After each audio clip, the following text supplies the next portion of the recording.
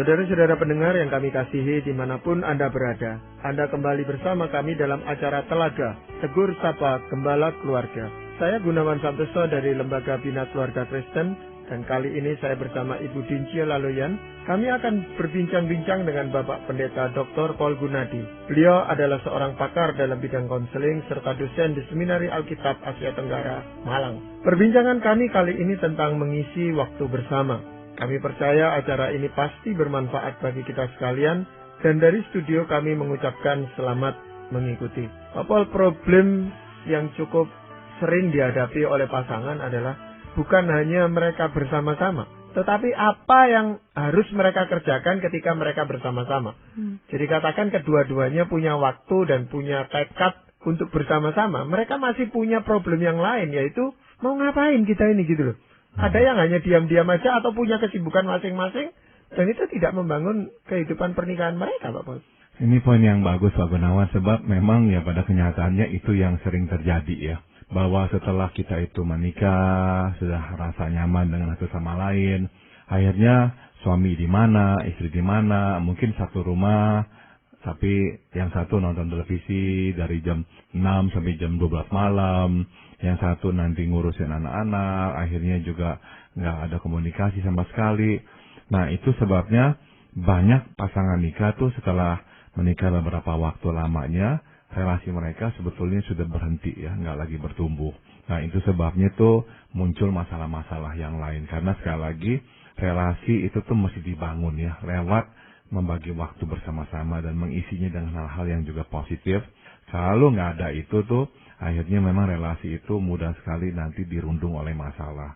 Belum lagi, nah zaman sekarang ini nih, ada begitu banyak ya kasus-kasus akhirnya terjadilah perzinahan karena si suami atau si istri tertarik dengan orang lain yang bisa mengisi kebutuhan mereka. Jadi benar-benar ya hal-hal ini mesti diperhatikan bahwa relasi itu tuh nggak bertumbuh dengan sendirinya. Terlalu banyak di antara kita yang sudah menikah beranggapan pokoknya kalau udah menikah ya udah relasi akan bertumbuh dengan sendirinya. Enggak, mesti dipupuk sama seperti kita harus memupuk tanaman agar bisa bertumbuh dengan sehat. Ya, pada kesempatan yang lalu kita membicarakan tentang kualitas dan kuantitas dari kebersamaan itu, Pak Paul ya. Jadi secara kualitas mungkin mereka banyak waktunya bersama-sama, bahkan berdua pergi gitu. Tetapi setelah pulang dari bepergian juga mereka tidak melihat ada sesuatu yang membuat mereka lebih akrab gitu, Pak Paul. Betul. Jadi kayaknya hal apa yang mesti diperhatikan itu Pak, yang penting dalam mengisi waktu ini. Oke. Jadi begini ya Bu Dinca ya, sudah tentu tuh banyak hal yang bisa kita lakukan bersama. Jadi saya akan memberikan prinsipnya aja deh ya, yaitu ada dua ya. Yang pertama adalah sikap yang sehat, dan yang kedua adalah komunikasi yang terbuka dengan pasangan. Ya, coba saya berikan sebuah ilustrasi deh ya. Secara alamiah ya, kita ini nih dalam hidup akan mengalami kekecewaan, akan mengalami kemenangan, tapi juga akan mengalami kekalahan. Jadi inilah hidup. Hidup itu tuh nggak hanya terdiri dari satu warna, ya banyak warnanya. Nah, jadi dengan kata lain, yang terpenting adalah bagaimanakah kita menyikapi semua yang nanti itu akan harus kita hadapi ya setelah kita menikah. Nah, misalnya deh ya, kita baru saja kehilangan pekerjaan, kita diberhentikan.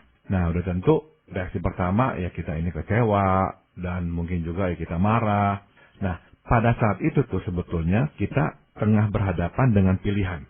Kita bisa memilih untuk mengumbar kemarahan, serta menyalahkan istri. Kita pulang-pulang ke rumah jadinya marah-marah sama istri. Kita terus katakan dia nggak mendukung kita lah. Nah, itu pilihan yang pertama. Atau pilihan yang kedua, kita bisa memilih untuk pulang dan mencurahkan isi hati yang galau kepada istri. Nah, jadi kita ceritakan, saya diberhentikan, saya kok rasanya terpukul sekali, kok mereka kok bisa begini, kok mereka nggak melihat apa yang telah saya sumbangsikan, jadi kita cerita. Nah, sewaktu kita menceritakannya pun, sebetulnya kita tengah diperhadapkan dengan beberapa pilihan juga ya, misalnya pilihan untuk melihat andil yang membuat kita kehilangan pekerjaan. Atau pilihan lain adalah kita 100% pokoknya menyalahkan perusahaan kita. Nggak mau kita itu melihat diri kita. Nah, singkat kata, lewat peristiwa kehilangan pekerjaan itu tuh ya, kita diberikan kesempatan untuk Nah, ini dia yang penting.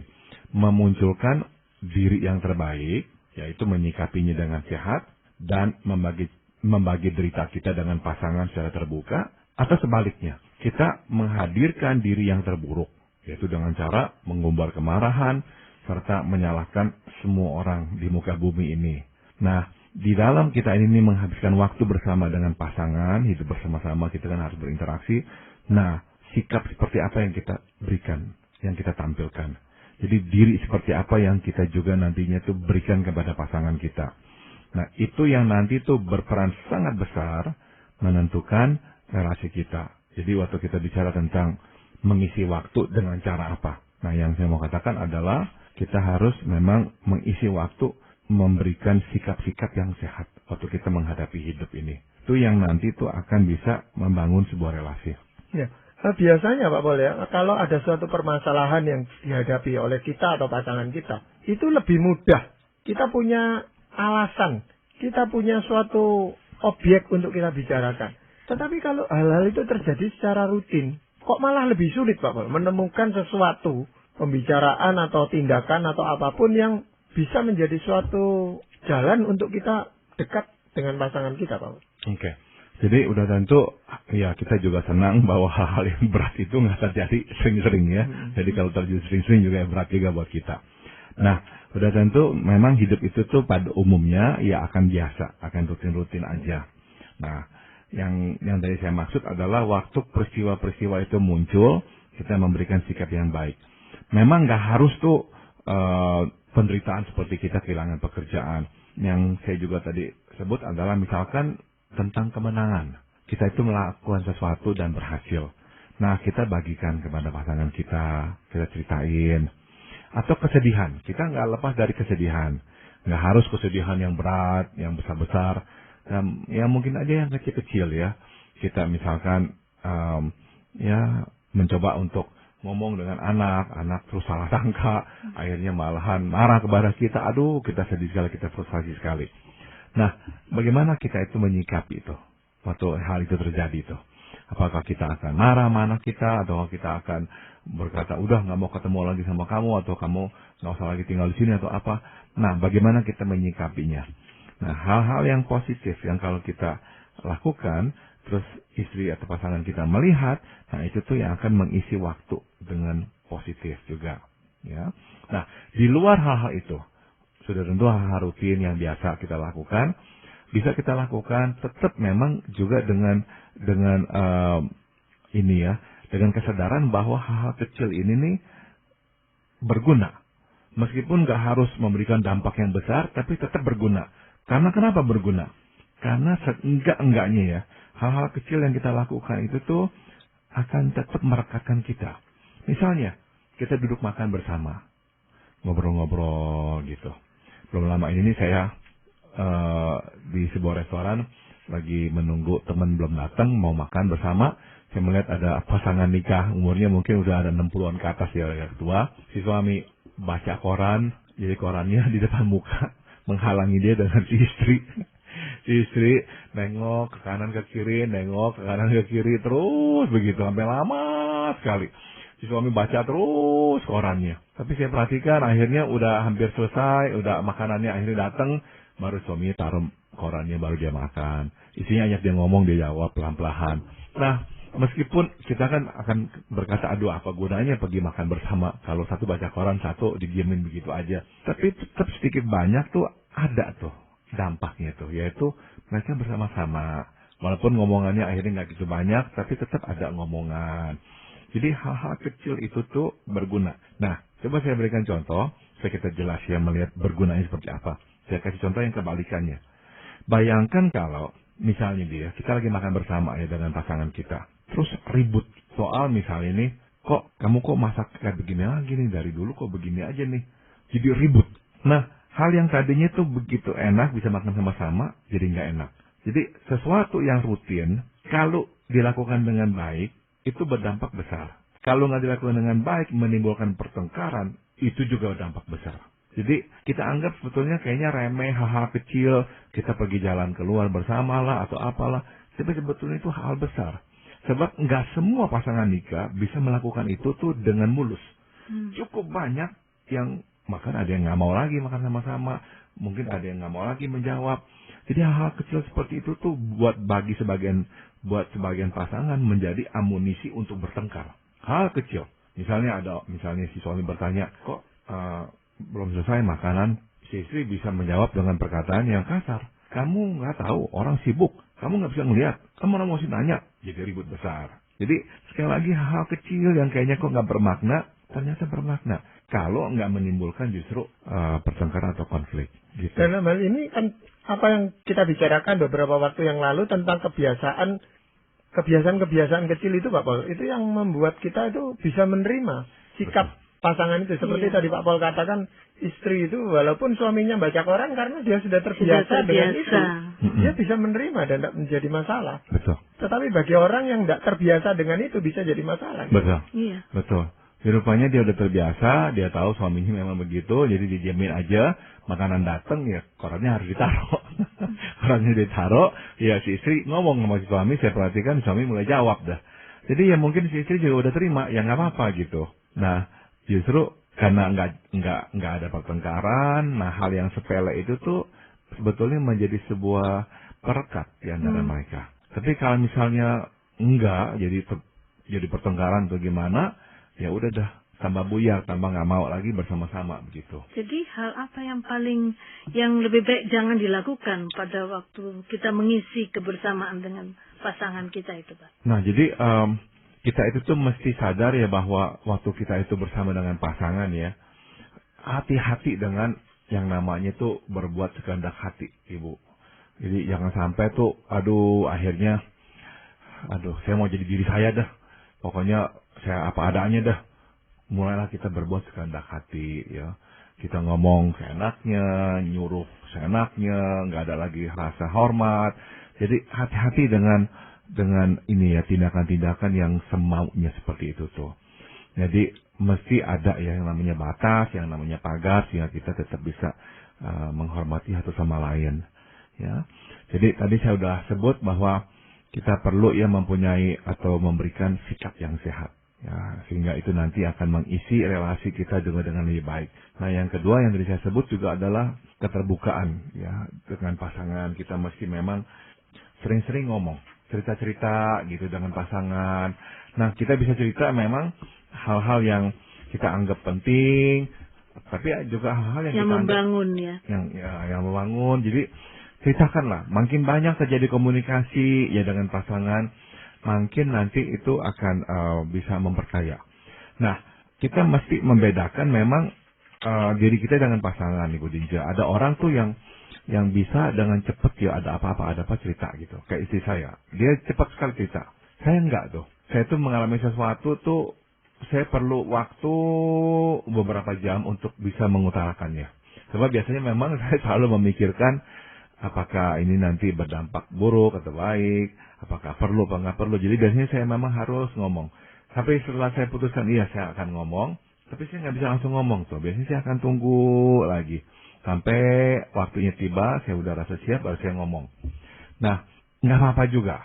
Jadi nggak harus saya bisa ngomong dengan seketika waktu saya merasakan sesuatu. Enggak. Istri saya bisa. Tapi dia mengerti hal itu. Kadang-kadang dia melihat, dia tanya ada apa, Po? Saya bilang nanti udah saya cerita.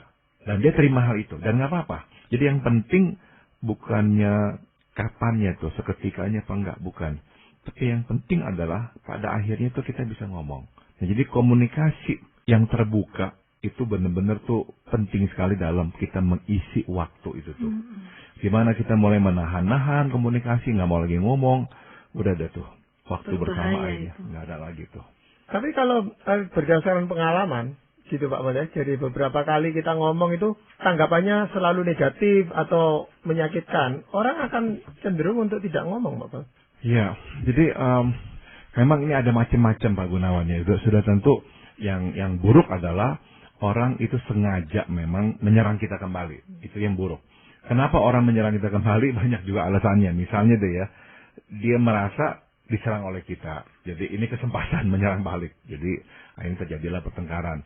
Tapi ada juga orang yang begini Pak Gunawan. Ada orang tuh yang memang cenderung sinis.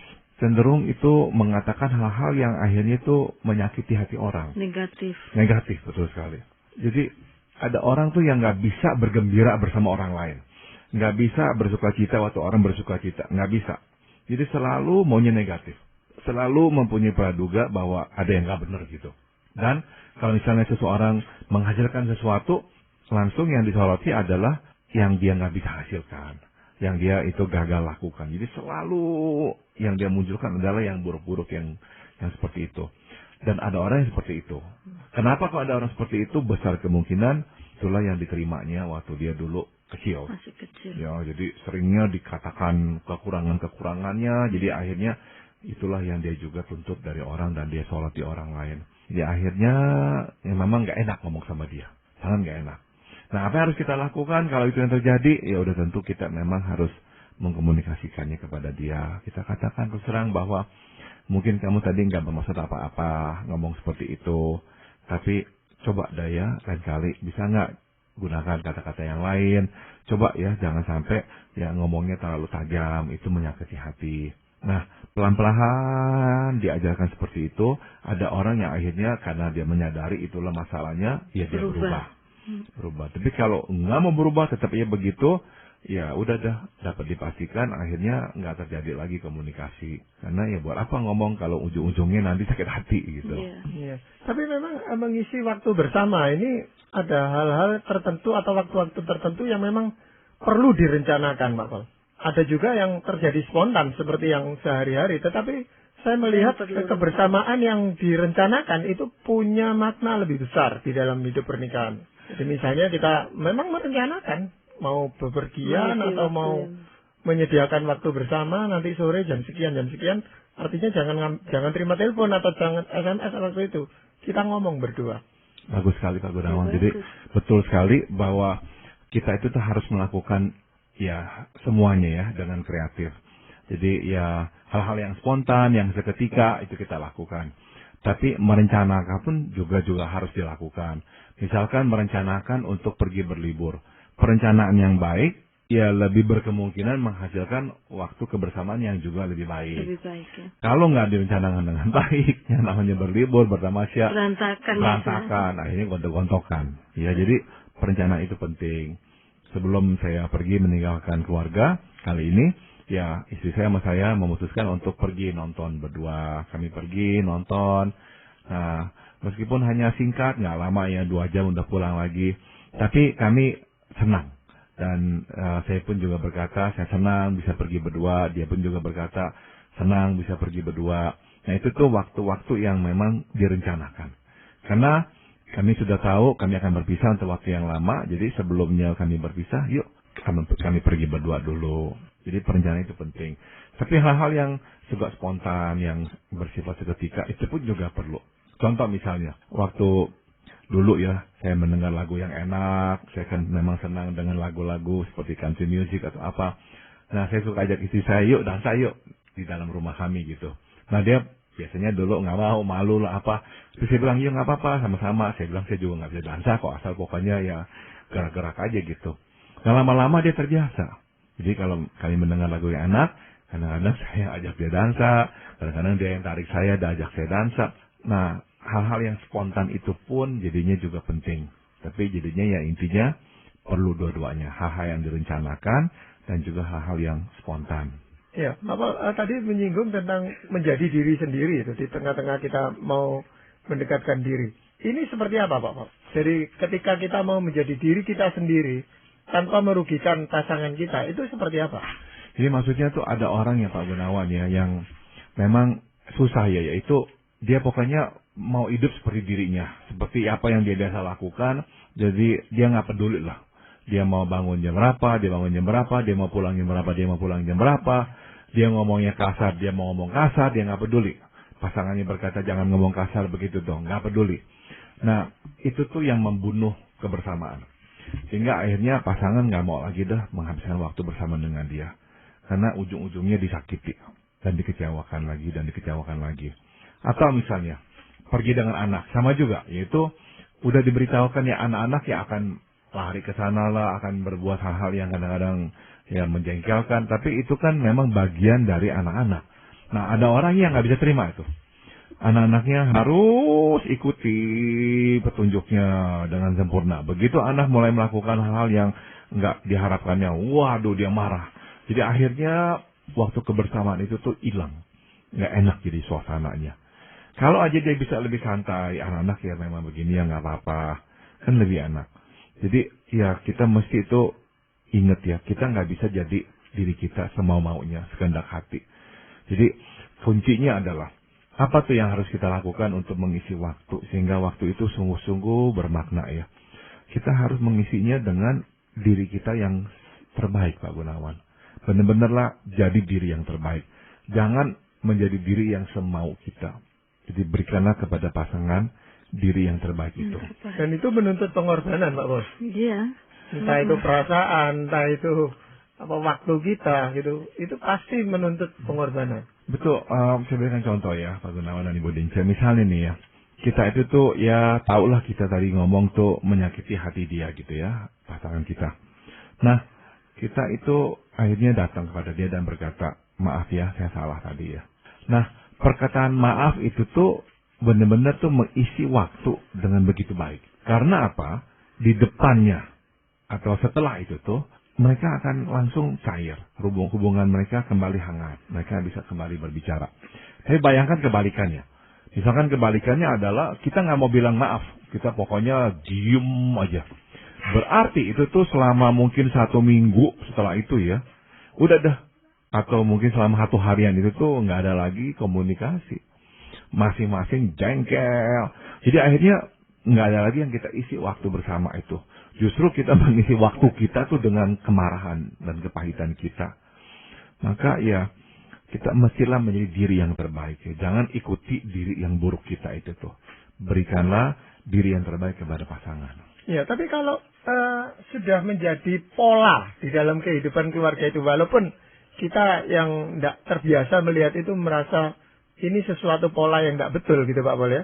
Tapi ketika ditanya, loh itu suamimu kok tidak minta maaf tuh? Oh ya memang gitu, dia tidak mau minta maaf.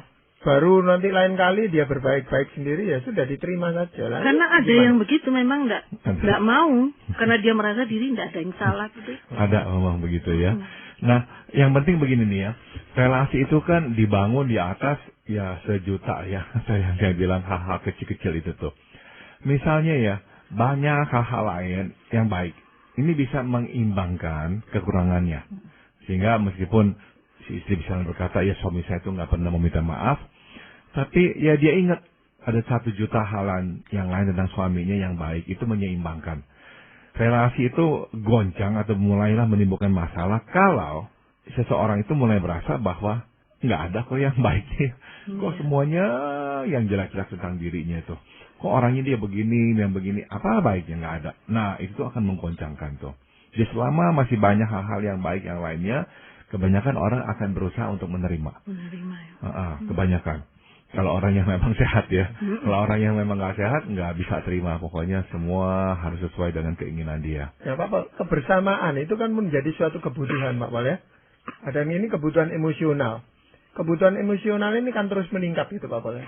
Jadi kalau suatu saat mereka itu merasa apa lagi yang harus kita lakukan supaya ini terus meningkat itu bagaimana gitu Pak Pol? Pasangan ini. Udah tentu sebetulnya gini Pak Gunawan. Meskipun ya nantinya kebutuhan itu meningkat, tapi sebetulnya itu kemampuan kita untuk memenuhinya pun juga bertambah. Contoh misalnya ini ya. Pada waktu kita baru menikah tuh kita tuh masih belum mengerti bagaimana memenuhi kebutuhan istri kita ya untuk disayangi dan sebagainya. Tapi karena kita akhirnya terbiasa, kita udah ngerti yang dia butuhkan apa, kita juga lebih bisa mengisinya.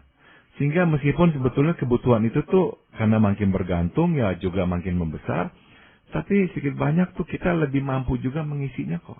Dan akhirnya si istri kita pun juga waktu menerima dari kita meskipun nggak terlalu seperti apa, dia cepat sekali untuk bisa dia gunakan untuk mengisi kebutuhannya sehingga akhirnya dia kembali tenang lagi. Jadi betul kebutuhan bisa meningkat, tapi kemampuan kita memenuhi juga biasanya itu makin hari makin baik. Itu karena dasarnya sudah betul. Cukup baik untuk bisa melanjutkan bangunan ini dengan kepingan-kepingan demi kepingan lagi, Pak Pol ya. Betul sekali. Itu sebabnya Pak Gunawan, kalau itu nggak terjadi di awal nikah, tadi Pak Gunawan udah bilang kan kebutuhan meningkat, tapi nggak pernah ada usaha memenuhi dengan baik. Nah, tinggal tunggu waktu, berantakan dah. Berantakan karena kebutuhan makin meningkat, yang satunya kesanggupan memenuhinya makin nggak ada, makin nggak bisa. Akhirnya terjadilah ketimpangan yang sangat besar itu dan masalah muncul. Ya, kebersamaan yang salah satu kebersamaan yang cukup bermutu adalah kebersamaan rohani, Pak Pol ya. Ketika mereka bersama-sama berdoa, bersama-sama membaca Alkitab, Pak Pol. Dan dalam hal ini, dalam perbincangan ini, apakah ada ayat firman Tuhan yang ingin Pak Pol sampaikan? Saya akan bacakan dari Roma pasal 6 ayat 20 dan 21. Sebab waktu kamu hamba dosa, kamu bebas dari kebenaran. Dan buah apakah yang kamu petik daripadanya? Semuanya itu membuat kamu merasa malu sekarang. Karena kesudahan semuanya itu adalah kematian. Tetapi sekarang setelah kamu dimerdekakan dari dosa, dan setelah kamu menjadi hamba Allah, kamu memperoleh buah yang membawa kamu kepada pengudusan. Dan sebagai kesudahannya adalah hidup yang kekal. Nah, firman Tuhan di sini ya mengatakan kepada kita bahwa dulu kita memang hidup dalam dosa, jadi kita memang bebas dari kebenaran atau lepas dari kebenaran. Sekarang kita telah dimerdekakan dari dosa, kita telah menjadi hamba-hamba Allah, maka kita telah memperoleh buah yang membawa kita kepada pengudusan. Nah, kalau saya terapkan ke dalam pembahasan kita di sini adalah begini ya, karena kita ini sudah dibebaskan dari dosa, kita sudah masuk dalam pengudusan, kita ini sebetulnya menjadi diri yang lebih baik. Dan inilah yang harus kita berikan kepada pasangan kita. Karena diri yang lebih baik inilah yang akan mengisi waktu. Sehingga membuat waktu bersama itu sesuatu yang baik, sesuatu yang positif dan menumbuhkan kita. Jadi jangan sampai kita udah dibersihkan oleh Tuhan lewat penebusannya di kayu salib, tetap hidup dalam dosa. Dan hidup yang berdosa itulah yang kita berikan kepada pasangan kita. Nah, itu kan salah ya. Iya. Terima kasih Pak Pol untuk perbincangan ini, dan para pendengar sekalian, kami mengucapkan terima kasih kepada Anda yang telah mengikuti perbincangan kami dengan Bapak Pendeta Dr. Paul Gunadi dalam acara